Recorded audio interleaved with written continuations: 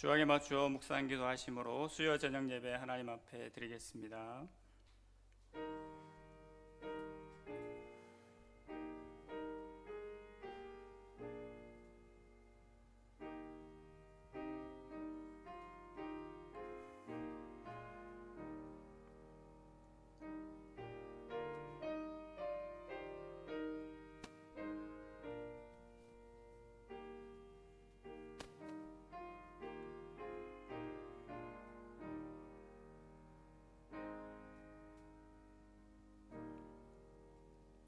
만군의 여호와 하나님 아버지, 하나님의 백성들이 오늘도 하나님 앞에 나와 예배하게 하시니 감사합니다. 우리의 심령과 마음을 이 시간도 주장하여 주시고 하늘의 영광과 은혜로 충만한 시간 되게 하여 주시옵소서. 마땅히 우리의 경배를 받으실 그 하나님께 온전히 영광 돌려드리며 하나님 홀로 영광 받으시는 영광의 시간 되게 하여 주시옵소서. 살아계신 예수 그리스도의 이름으로 기도드립니다. 아멘. 찬송가 417장 찬송하겠습니다. 찬송하신 후에 최영학 권사님 기도하시겠습니다.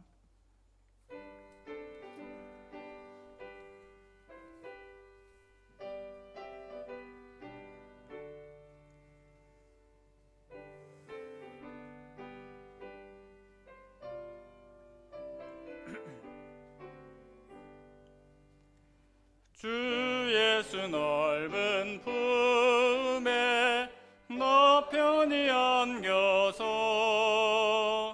그 크신 사랑 안에 나 편히 쉬겠네. 영광의 들을 지나 저 푸른 바다 건너 천사의 노래소리 내 귀에 들리네. 주 예수 넓은 품에 너 편히 안겨서 그 크신 사랑 안에 나 편히 쉬겠네. 주 예수 넓은 품에 나 편히 안기니 이 세상 악한 세력 날 해치 못하네. 슬픔과 근심 걱정 이후에 없으리니 시험이 닥쳐와도 나 염려 없겠네. 주 예수 넓은 품에 나 편히 안겨서 그 크신 사랑 안에 나 편히 쉬겠네. 주 예수 죄인 위에 십자가 졌으니 이 만세 반석 위에 나 굳게 서겠네. 밤 지나가기까지 나 참고 기다리며 새 아침 동터 올 때 주 만나 뵙겠네. 주 예수 넓은 품에 나 편히 안겨서 그 크신 사랑 안에 나 편히 쉬겠네.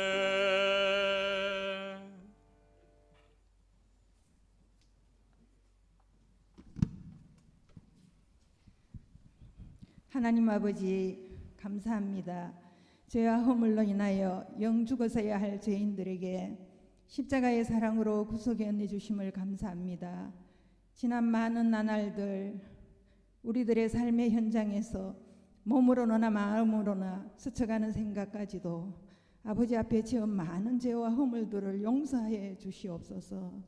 이 밤 수요 예배의 자리에 우리들의 마음과 발걸음을 인도해 주심도 감사합니다. 이 시간 올려드리는 이 예배를 통하여 많은 영광을 받으시옵소서. 감사하신 하나님, 저희 교회 지금의 형편과 사정을 잘 아시는 주님, 새 예배당 건축을 위한 모든 일들을 세밀히 간섭하시고 도우셔서 아버지의 계획하신 뜻대로 잘 지어지도록 인도하여 주시옵소서. 하나님 아버지, 지금도 육신의 질병과 코로나 등 여러 가지 사정으로 힘들어하는 많은 사람들의 기도를 들으시고 또한 긍휼히 여기사 응답하여 주시옵소서. 말씀 전하실 목사님과 늘 함께 하시고 준비된 귀한 말씀을 잘 전하게 하시오며 우리들은 그 말씀을 들을 때마다 잘 이해되고 아버지의 마음을 우리 모두가 느낄 수 있는 은혜의 시간 되게 하옵소서. 예수님의 이름으로 기도드립니다. 아멘.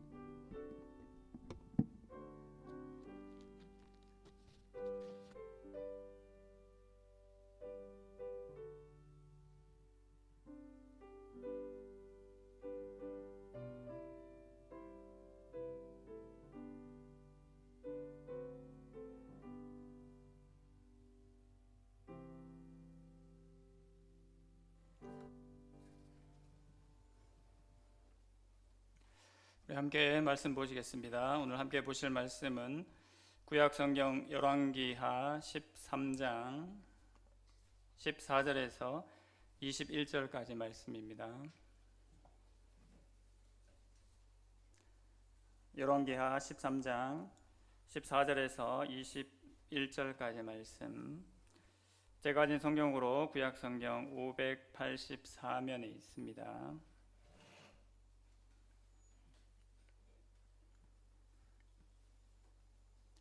말씀을 한 절씩 교독하겠습니다. 14절입니다. 엘리야가 죽을 병이 들매 이스라엘의 왕 요아스가 그에게로 내려와 자기 얼굴에 눈물을 흘리며 이르되 내 아버지여 내 아버지여 이스라엘의 병거와 마병이여 하매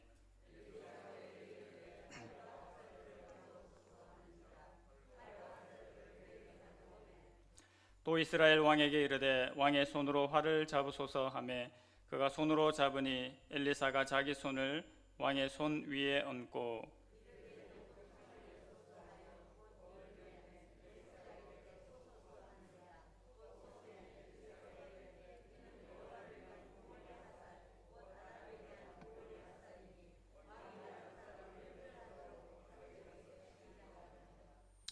또 이르되 화살들을 집으소서. 곧 집음에 엘리사가 또 이스라엘 왕에게 이르되 땅을 치소서 하는지라. 이에 3번 치고 그친지라.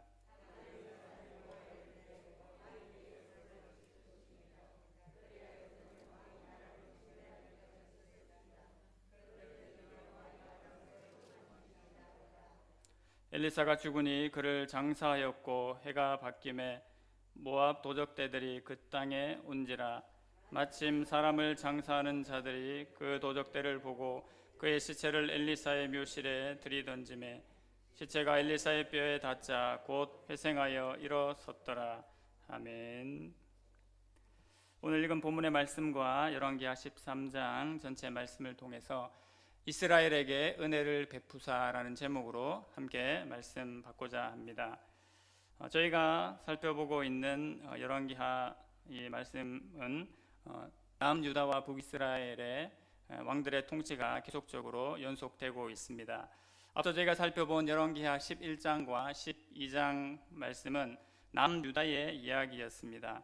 아달랴가 자신의 아들 아하시야가 죽은 것을 알고는 모든 왕의 자손들을 도륙하고 스스로가 왕이 되어 나라를 다스리는 그러한 이야기였죠. 그러나 그것도 잠시 제사장 요야다가 6년 동안 요아스 왕자를 잘 보살폈다가 때가 되어서 다시 왕권을 복권시키는 이야기가 나왔었습니다. 그리고 그 요아스 왕이 성전 개혁을 단행하게 되었지요.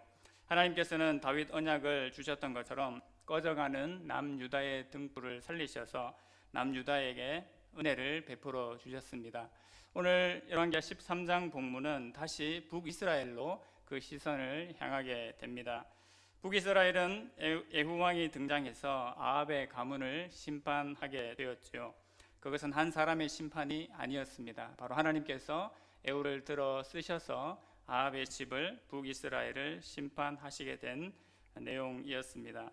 오늘 13장 본문에는 바로 에후의 아들인 요아스 그리고 에후의 손자가 되는 요아스 왕이 다스린 두 명의 왕 이야기가 나옵니다. 이 요아스 왕 때에는 남유다와 북이스라엘의 왕 이름이 똑같이 요아스입니다. 오늘 본문 10절을 보시면 잘 아실 수가 있는데요. 남유다의 요아스 37년에 북이스라엘에도 바로 요아스 왕이 등장해서 사마리아에서 북이스라엘을 다스리게 됩니다. 그래서 왕의 이름을 보실 때에 어느 쪽 왕인지 잘 구분을 할 필요가 있습니다. 먼저 에후의 아들인 요아스 왕의 모습을, 그 통치를 먼저 살펴보도록 하겠습니다.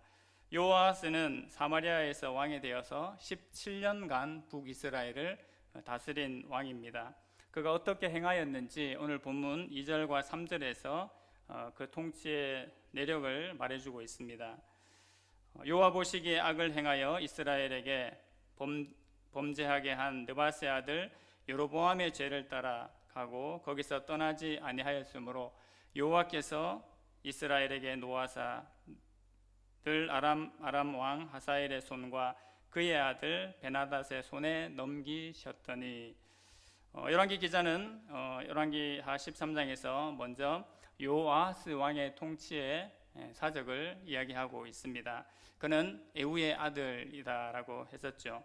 근데 전반적인 평가는 부정적인 평가입니다. 본문에서 보시는 것처럼 부정적인 평가를 하고 있습니다.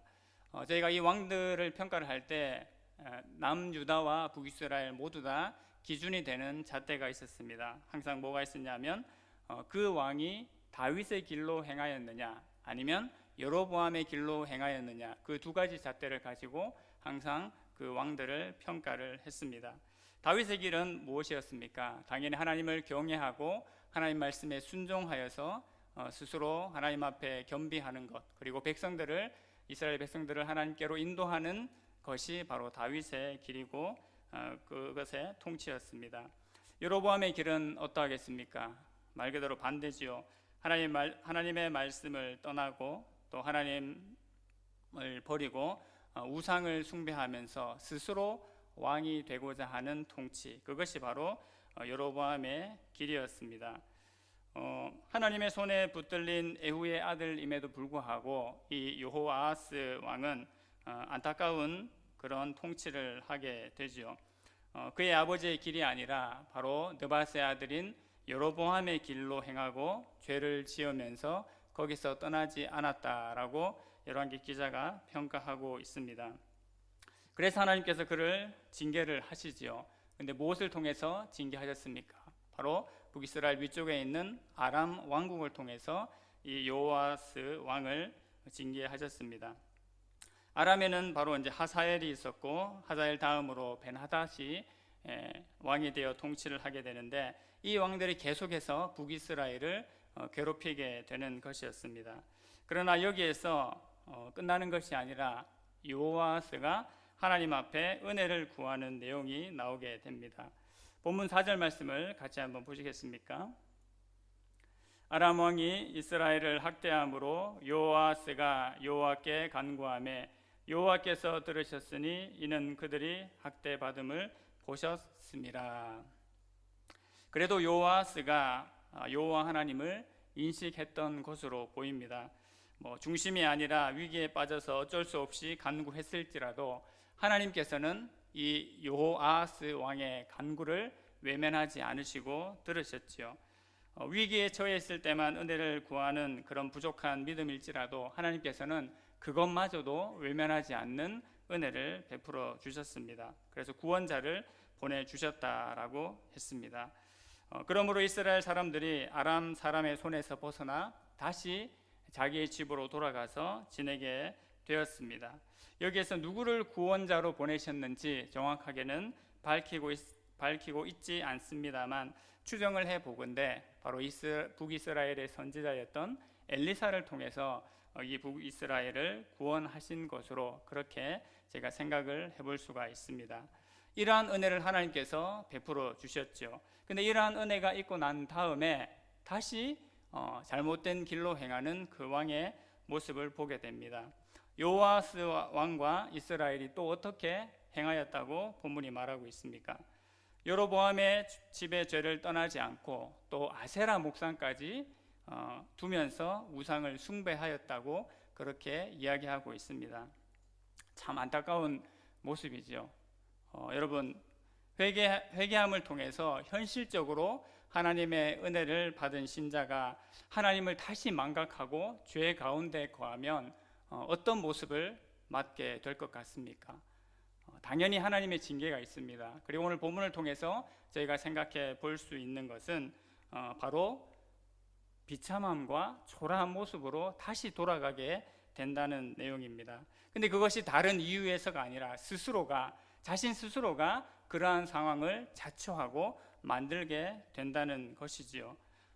지금 그 요아스의 모습이 본문에 나타나 있습니다. 7절 말씀에 아람 왕이 요아스의 백성을 멸절하여 타작마당의 티끌같이 되게 하고 마병 50명과 병거 10대와 보병 10,000명 외에는 요아스에게 남겨두지 아니하였더라고 말씀하고 있습니다. 분명히 하나님 앞에 은혜를 받은 요아스 왕이었습니다. 하나님 앞에 간구하여서 하나님께서 구원자를 보내셔서 자신과 이스라엘을 구원하시는 그러한 은혜를 맛보게 하셨죠. 그러면 하나님을 온전히 섬기고 하나님을 따라갔어야 하는데 그것도 잠시 하나님의 은혜를 저버리고 우상 숭배하는 그런 모습을 보이게 된 것입니다. 우리도 하나님 앞에 신자로 살아가고 있지 않습니까? 분명히 우리 자신들도 현실적인 이 하나님의 은혜를 받은 신자들입니다. 그것을 안다라면 하나님의 은혜를 망각하고 저버리는 사람들이, 그러한 백성들이 되지 말아야 할 것입니다.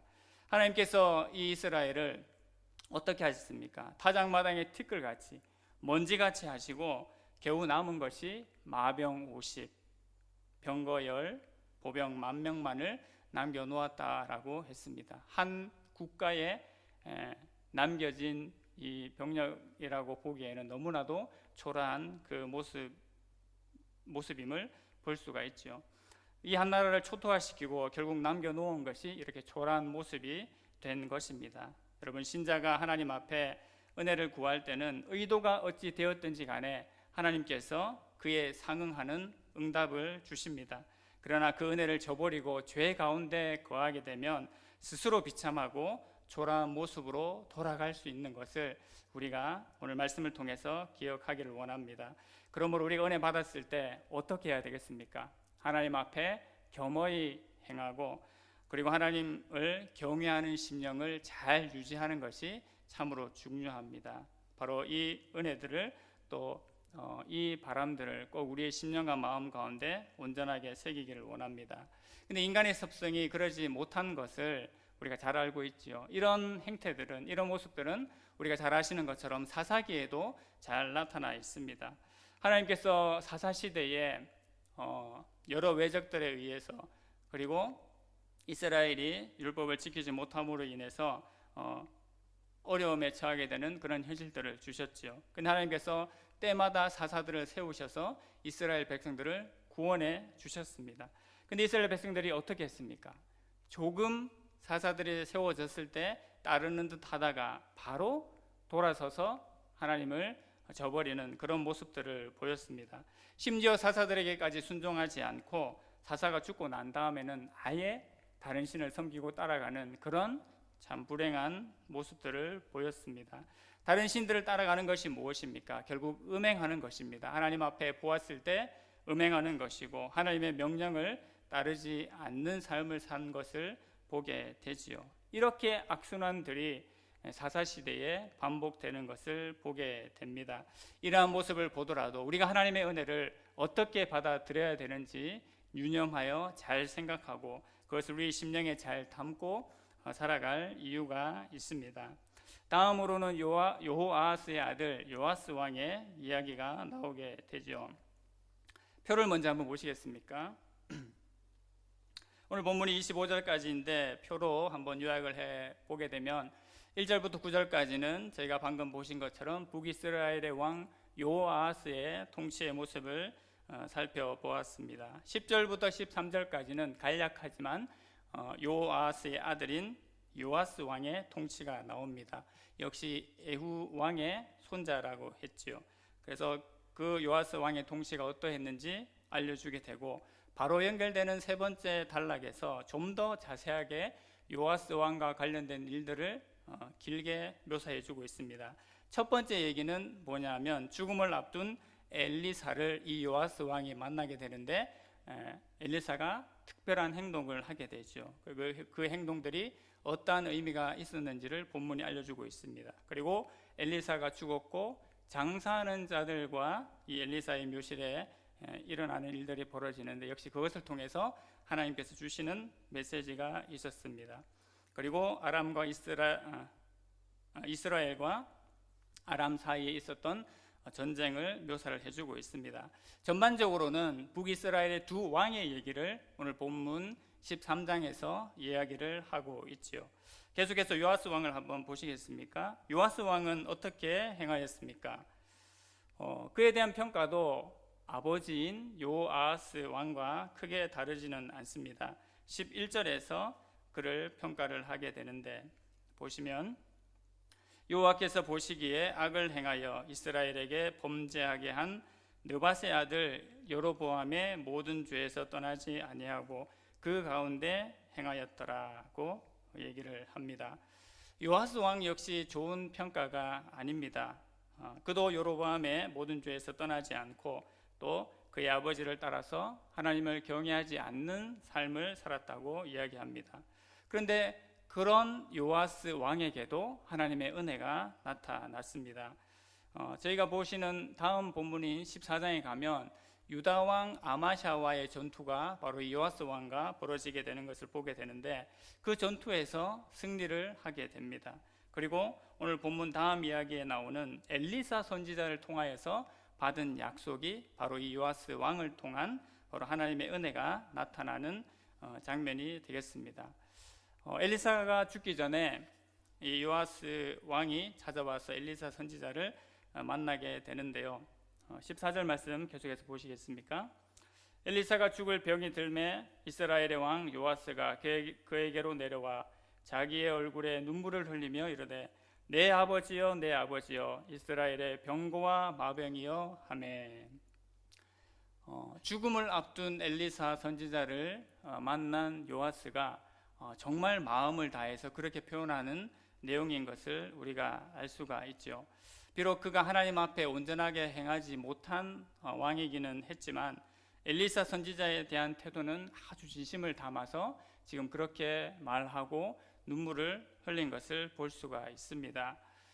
우리의 마음으로 바라기는 그 할아버지 예후처럼 또 특별히 하나님을 따라갔던 그런 왕들을 본받아서 하나님 앞에 온전히 좀 잘 행하였으면 좋겠는데, 그렇지 못한 아쉬움이 있는 왕이 바로 이 요아스 왕이었습니다. 하지만 이 엘리사를 대하는 태도만은 우리로 하여금 좋은 마음을 가지게 하는 것 같습니다. 엘리사가 뭐라고 했습니까? 내 아버지여 내 아버지여, 그렇게 고백을 했습니다. 그리고 이스라엘의 병거와 마병이여 라고 그렇게 이야기를 합니다. 그러면서 눈물을 흘리지요.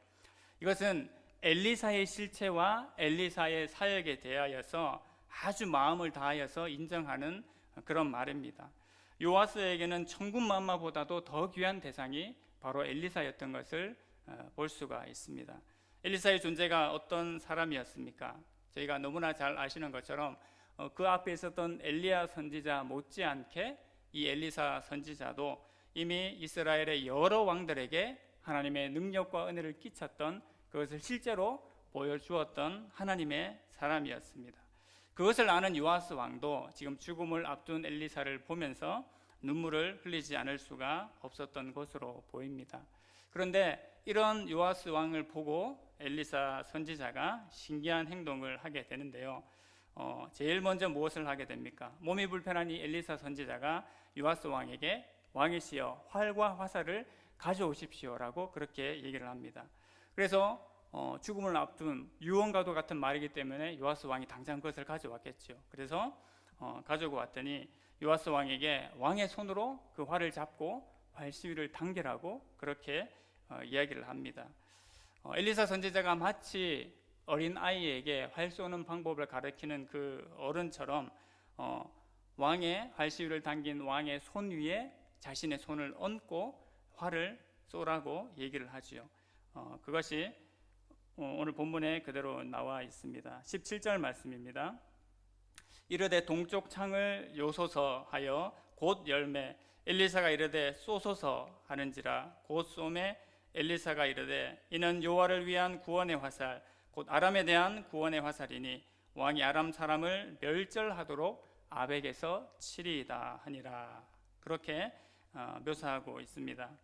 엘리사 선지자는 요아스 왕이 활 시위를 당겨서 활을 쏠 때에 자신의 손을 거기에 얹어서 이것이 여호와를 위한 구원의 화살이라고 그렇게 선포합니다. 그리고 왕이 아람 사람을 칠 때에 멸절시킬 정도로 칠 것이다 라고 이야기를 했습니다.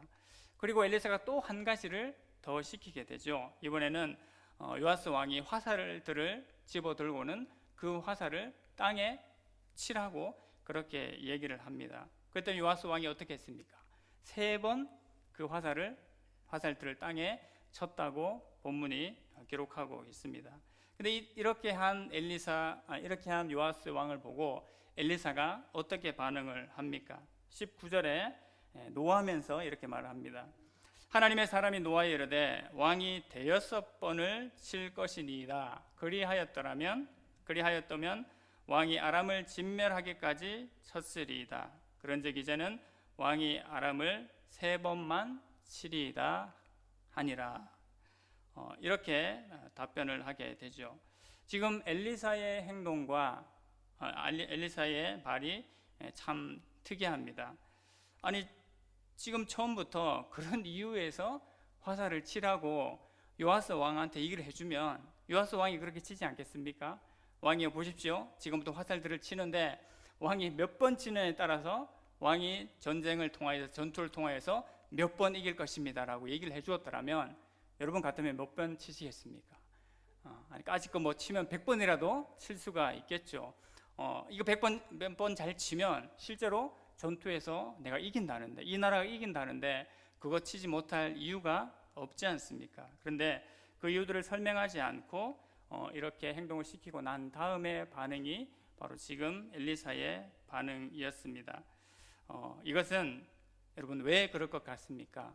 제가 가만히 생각해 보면 이것은 바로 하나님의 구원과 하나님의 은혜를 얼마나 사모하고 얼마나 신경을 기울이고 있는지 보려는 바로 엘리사의 마음입니다. 일종의 보면 테스트라고도 할 수가 있겠죠. 하나님께서 우리에게 약속해 주신 은혜와 능력은 무한합니다. 그렇지만 그것에 얼마나 관심을 가지고 있고 또 하나님께서 무엇을 원하시는가라는 생각을 하면서 그것을 행동하는 사람은 사실 많지 않을 수가 있습니다. 그렇게 생각하지 않으면 하나님께서 주고 싶어도 주실 수가 없게 되는 것이죠. 만약 요아스가 동쪽 창을 열고 화살을 쏘라고 할 그때에 엘리사 선지자가 답하는 것을 잘 기울여 들었다면 다음 행동, 바로 화살들을 땅에 칠 것이라는 그 행동들에 대해서도 생각을 해보았을 것입니다. 그렇다면 이것도 하나님께서 우리에게 은혜를 베풀어 주시겠다는 어떤 신호인가? 그런 마음을 가졌더라면 얼마든지 여러 번 칠 수 있는 마음이 생겼겠지요. 여러분, 우리는 언제나 하나님의 뜻에 민감할 수 있는 그런 사람들이 되기를 원합니다. 이 세상을 살아가면서 우리가 무엇에 민감해 있습니까? 내가 무엇에 제일 관심이 많은가? 그리고 내가 어떤 이야기를 할 때 귀가 번쩍 떠 있는가를 보면 우리의 영적 상태를 판단할 수가 있습니다. 말씀과 기도, 이 영적인 일보다 아무래도 세상의 것에 관심이 많은 사람은 세상의 것, 또 세상의 이야기가 나올 때 눈과 귀가 그쪽으로 가게 되어 있습니다. 반대로 영적인 것에 관심이 있는 사람은 그것이 나올 때 역시 그쪽으로 관심이 쏠릴 수밖에 없게 되죠. 뭐 사소한 것이긴 합니다만 우리가 TV 채널을 돌리다가도 내가 관심 있는 그곳에 그 채널이 고정되지 않습니까? 나의 관심이 쇼핑에 가 있으면 쇼핑 채널에 갑니다.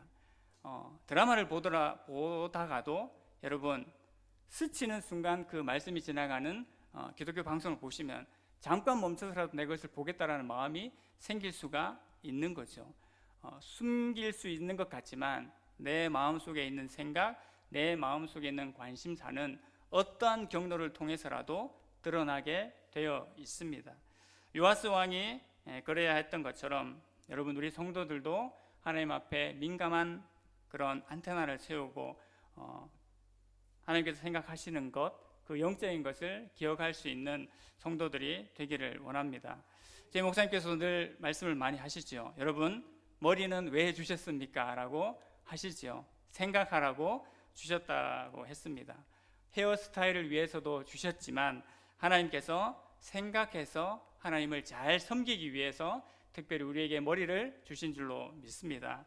물론 생각만 해서는 안 됩니다. 생각을 하고 행동을 해야 되죠. 생각을 안 해서 문제인 사람도 있지만 생각만 해서 문제인 사람도 있습니다. 결국 사람은 잘 생각하고 생각한 것을 행동으로 옮기고 살아갈 때에 하나님 앞에 우리의 신앙도 유익한 것으로 받을 수가 있게 되는 거지요. 잘 판단했으면 추진력 있게 그 일을 밀고 나갈 힘도 필요한 것입니다. 그리고 나아가서 공동체를 생각할 필요가 있습니다. 그리할 때에 우리 가정과 우리 교회와 또 우리 일터 가운데 하나님의 평강과 능력이 임할 줄로 믿습니다. 요아스가 이것을 좀 더 생각을 했더라면, 그 민족을 생각했더라면 그 순간 정말 무엇을 위해서 내가 생각하고 일을 행해야 할 것인가, 그것을 한번 생각을 하게 되었을 것입니다. 이렇게 부족한 것이 있었지만 그랬을지라도 하나님께서는 요아스 왕에게 은혜를 주셨지요. 어떤 은혜입니까? 결국 엘리사 선지자의 말대로 요아스 왕은 은혜의 약속을 받아냅니다. 무엇입니까? 바로 왕께서 아람을 3번 칠 것입니다 라는 그 약속을 받아내게 되지요. 실제로 이 일이 이루어지게 됩니다. 아람 왕국은 제가 아시는 것처럼 하사엘이라는 왕이 있고 난 다음에 뒤를 이어서 그 아들 베나닷이 왕이 되었다고 했습니다. 근데 이 두 통치자가 계속해서 북이스라엘을 괴롭히게 되었었죠. 근데 이 요아스 왕 시대에 엘리사에게 받은 약속대로 베나닷을 만나서 그 3번의 전투에서 모두 다 이기게 됩니다. 그리고 정말 더 놀라운 것은 그 앞에 선왕이었던 아버지 요아스 왕이 전쟁을 통해서 빼앗겼던 그 성읍들을 오히려 아들 이 요아스 왕 때에 다시 되찾아오게 되는 그런 은혜를 입게 되죠. 때는 사실 국력이 약해지고 또 아람의 세력이 강성해서 대를 이어가지고 북이스라엘을 괴롭히는 그러한 시대적인 상황이었습니다. 여러분, 그런데 하나님께서 약속을 주시고 또 하나님께서 이 요아스에게 이스라엘에게 이길 길을 주시니까 어떻게 했습니까? 그런 이스라엘이라도 승리하고 이기고 오히려 이런 것을 되찾게 하는 그런 은혜를 베풀어 주시고 그런 은혜를 맛보게 된 것이지요. 여러분, 늘 이야기하는 것이지만 하나님의 약속은 그리고 하나님께서 우리와 함께 하시면 결코 가벼운 것이 아님을 우리가 반드시 잘 믿기를 소망합니다. 하나님과 함께 하는 것, 하나님의 약속이 내 안에 우리 안에 있는 것, 여러분 그것이면 전부고 모두입니다. 다른 모든 것을 양보할지라도 이것보다 소중하고 중요하고 우리에게 큰 소망과 힘이 되는 것은 없을 줄로 믿습니다. 이것을 지금 하나님께서 매번 왕들을 통해서 북이스라엘의 매번 그 왕조들을 통해서 알려주고 계시지 않습니까?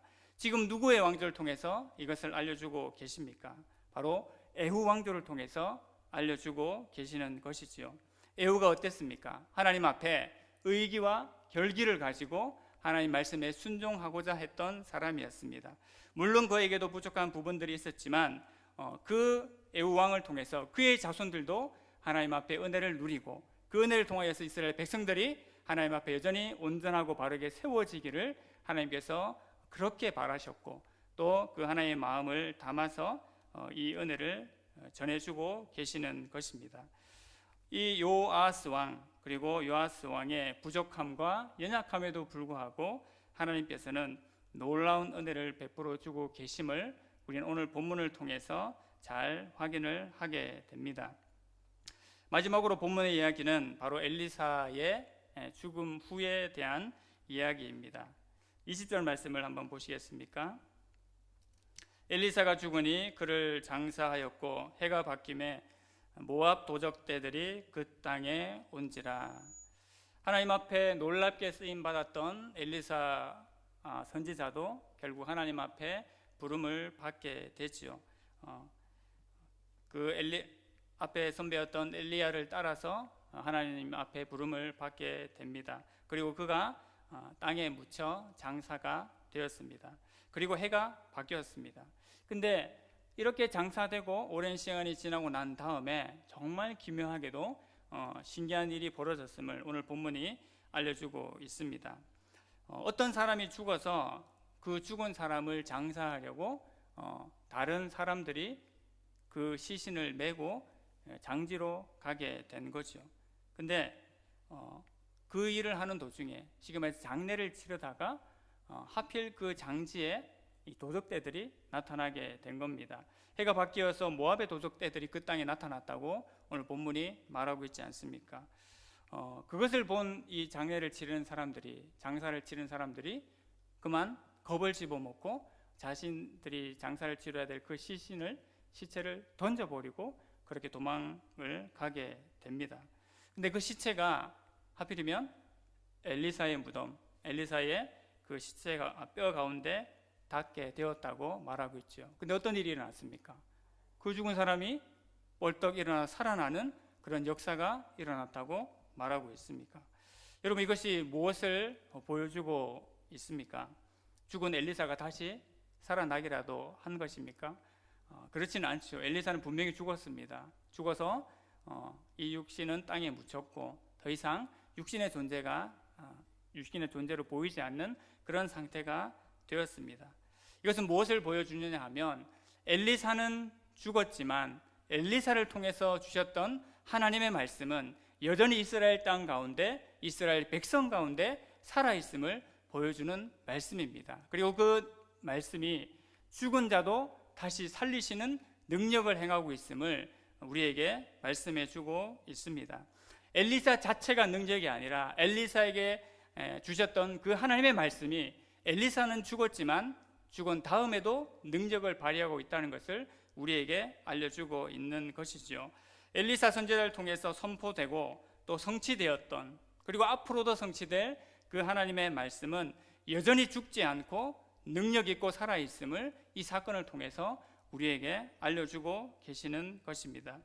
여러분, 죽은 사람이 다시 일어나는 사건, 성경에 많이 나와 있습니다만 이것이 왜 우리를 놀랍게 하고 있습니까?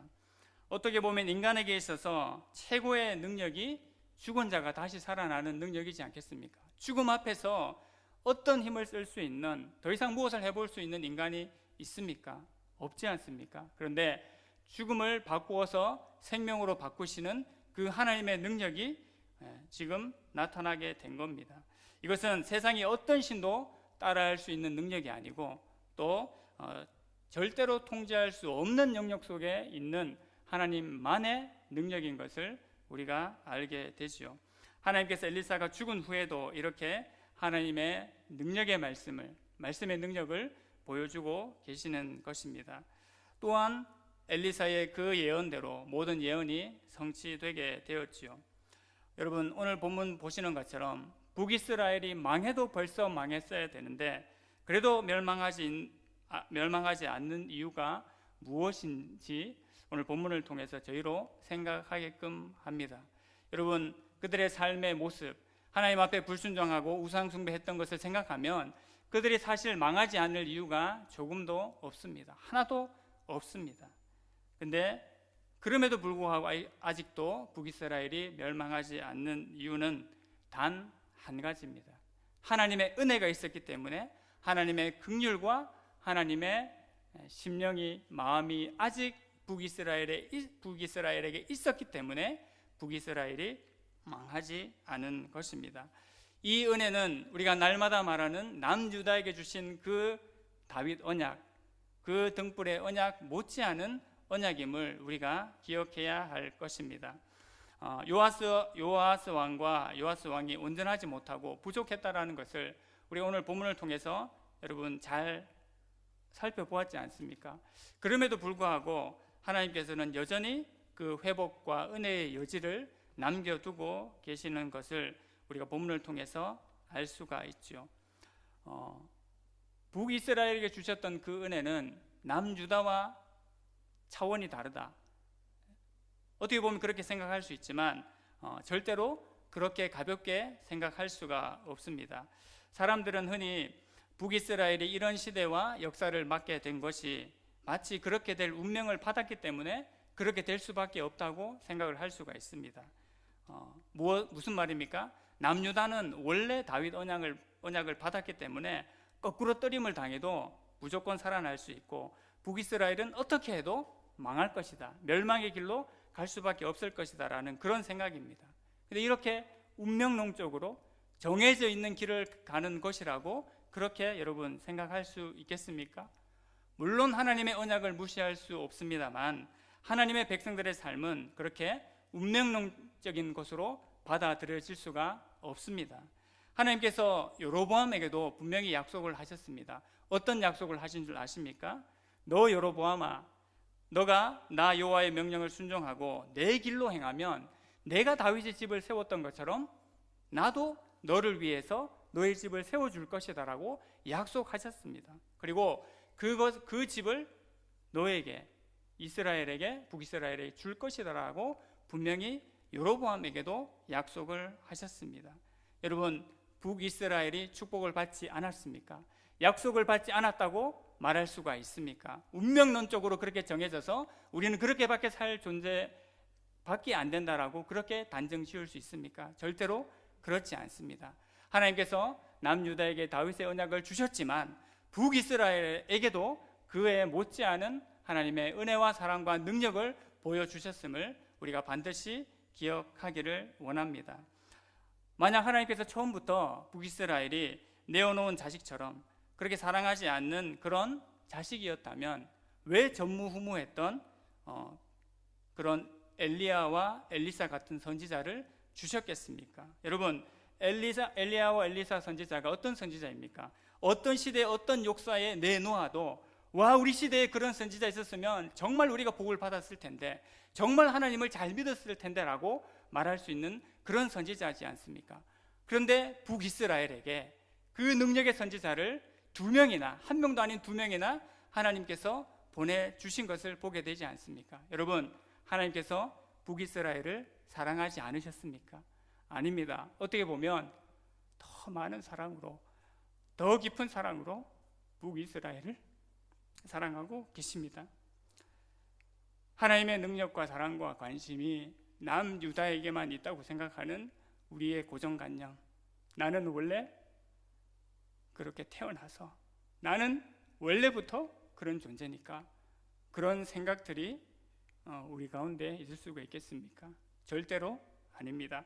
세상은 우리에게 그렇게 정죄하기도 하고 그렇게 운명짓기도 하는 그런 마음과 심령을 우리에게 심어주려고 합니다. 하지만 하나님의 백성이 된 우리에게는 그런 존재, 그런 대상이 조금도 아님을 오늘 말씀을 통해서 기억을 했으면 좋겠습니다. 하나님의 관심과 사랑은 결코 남유다에만 머무르지 않았습니다. 북이스라엘에게도 그 이상이면 이상이었지 덜한 사랑으로 하나님께서 북이스라엘에 대한 관심과 은혜와 사랑을 베풀지 않으신 것이 아님을 우리가 반드시 기억하기를 원합니다. 이 하나님의 은혜는 운명적인 그런 것으로 받아들여져야 될 것이 아닙니다. 하나님께서는 남유다뿐만 아니라 북이스라엘에 대해서도 불쌍한 마음, 긍휼한 마음, 또 멸하기를 즐거워하지 않으시는 그 마음을 가지고 하나님께서 은혜를 베풀어 주신 것입니다. 그 하나님께서 오늘도 저와 우리를 향해서 은혜 베풀어 주시기를 원하시는 줄로 믿습니다. 그 얼굴을 들어서 우리에게 평강 주시기를 원하고 계신 줄로 믿습니다.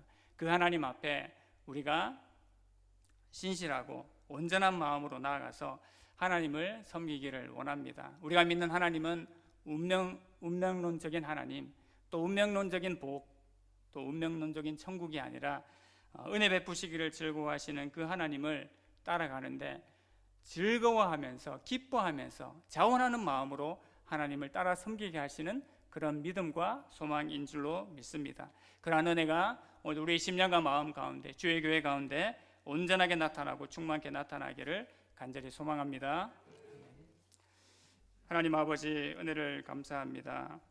남유다에게뿐만 아니라 북이스라엘에게도 은혜를 베푸셔서 하나님의 놀라운 은혜와 능력을 베풀어 주시고 여전히 하나님의 평강의 그 얼굴을 비추기 원하시는 그 하나님의 심령과 마음을 우리가 알게 하시니 감사합니다. 우리가 때로는 부족하고 온전치 못하고 연약하여서 하나님의 뜻을 행하지 못하고 우리의 마음대로 행한다 할지라도 하나님 앞에 부름받은 모든 신자는 끝까지 하나님을 바라볼 수밖에 없고 결국은 하나님을 따라 살아갈 수밖에 없는 존재임을 오늘도 기억하면서 하나님 앞에 참된 은혜와 소망을 가지고 또 기뻐하고 즐거워하는 마음으로 겸손히 신실하게 주를 섬기는 모든 주의 백성들이 되게 하여 주시옵소서. 감사를 드리며 예수님의 이름으로 기도드립니다. 아멘.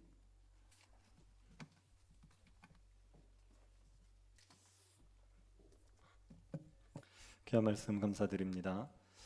광고는 주보를 참고해 주시기 바랍니다. 찬송가 368장 찬양하고 기도하고 축도로 예배를 마치겠습니다.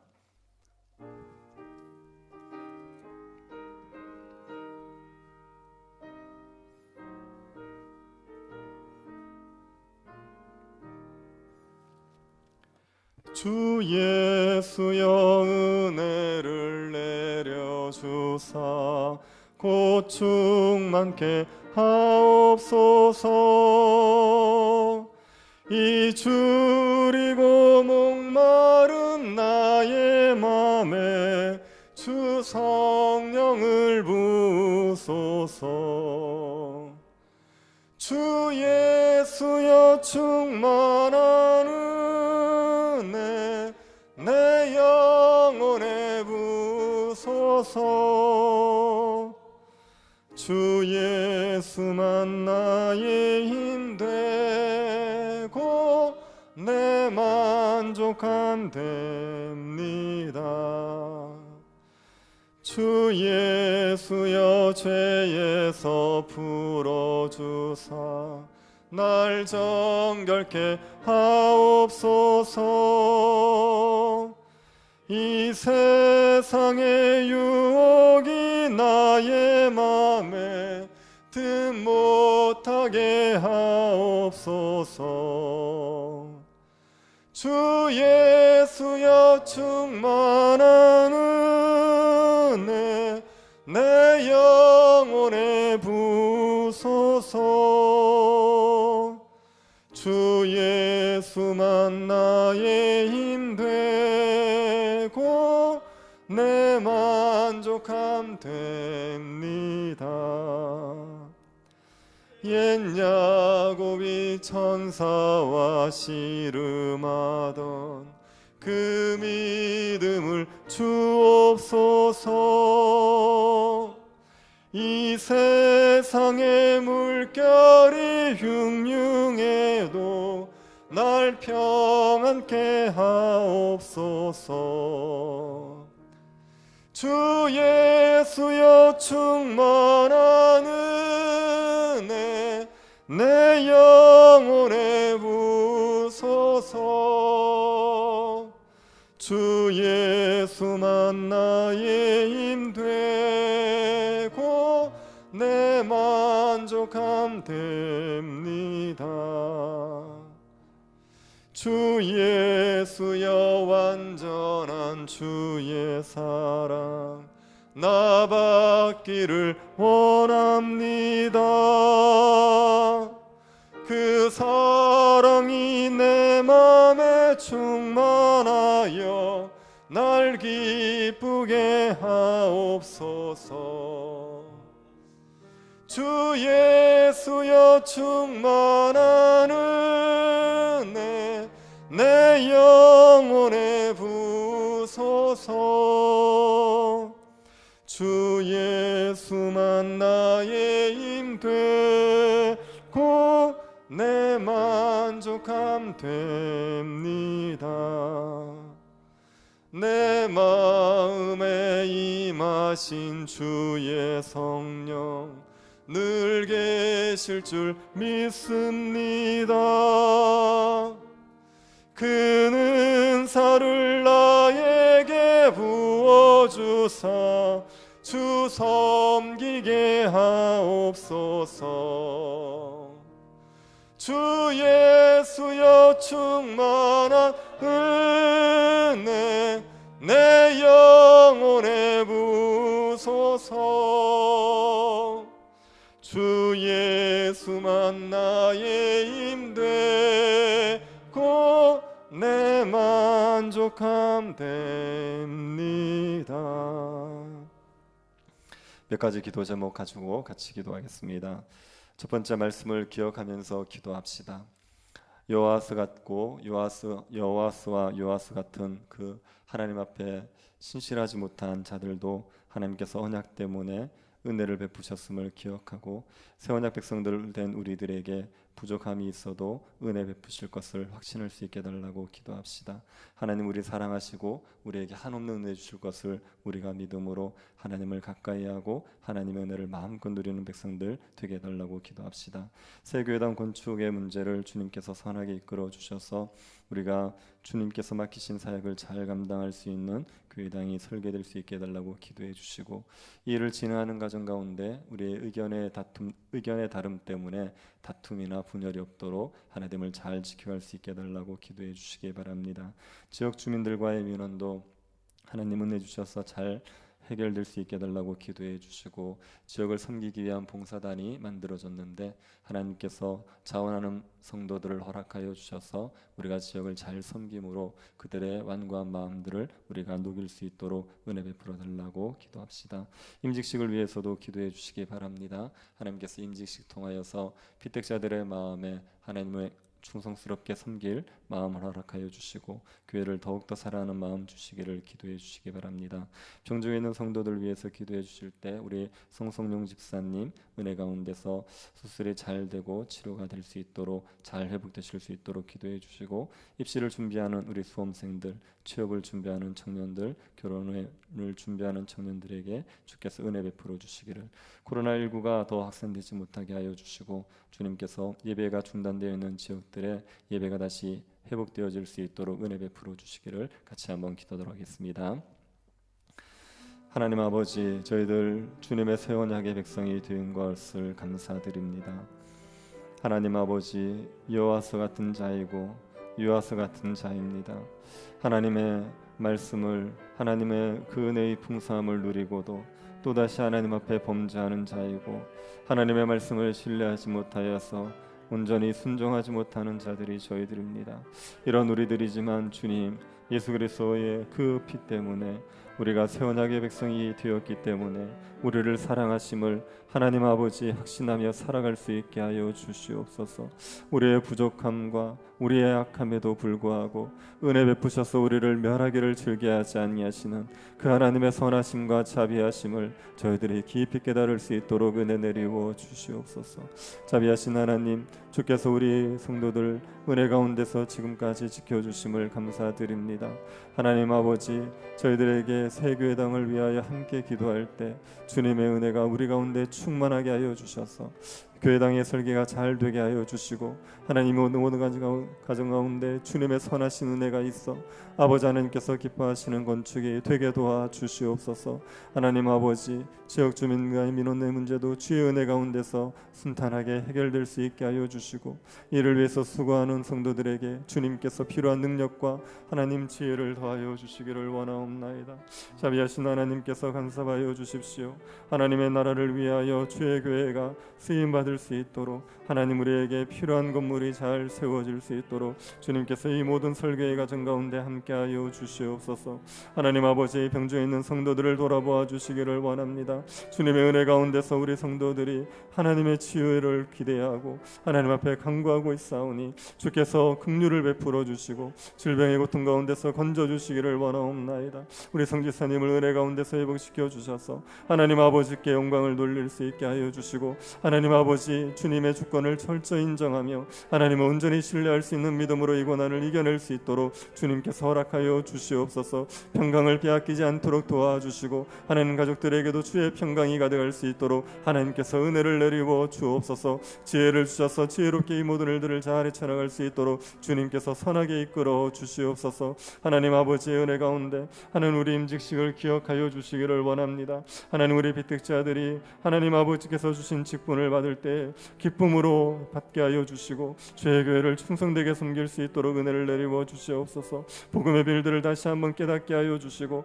복음의 열정들을 가지고 교회를 사랑하는 마음 가지고 충성된 일꾼들이 되게 하여 주시옵소서. 사람들을 의식하기보다 하나님을 더욱더 의식할 수 있게 하여 주시고 하나님 앞에서 충성된 일꾼 되기 위하여 하나님 앞에 온전히 자신을 드릴 수 있는 우리 모든 일꾼들을 되게 하여 주시옵소서. 병정에 있는 성도들을 돌아보아 주시고 하나님의 은혜 가운데 강건케 하시며 하나님 아버지 입시를 준비하고 있는 우리 청년들 우리 수험생들에게 하나님 아버지 취업을 준비하고 있는 청년들에게 주님께서 선한 길들을 열어 주시옵소서. 코로나로 고통받고 있는 이 땅을 주님이 불쌍히 여겨주시고 은혜 가운데서 치료하여 주시고 예배를 잃어버린 곳들마다 주님께서 긍휼을 베푸셔서 다시 예배가 회복되어질 수 있도록 주님 역사하여 주시옵소서.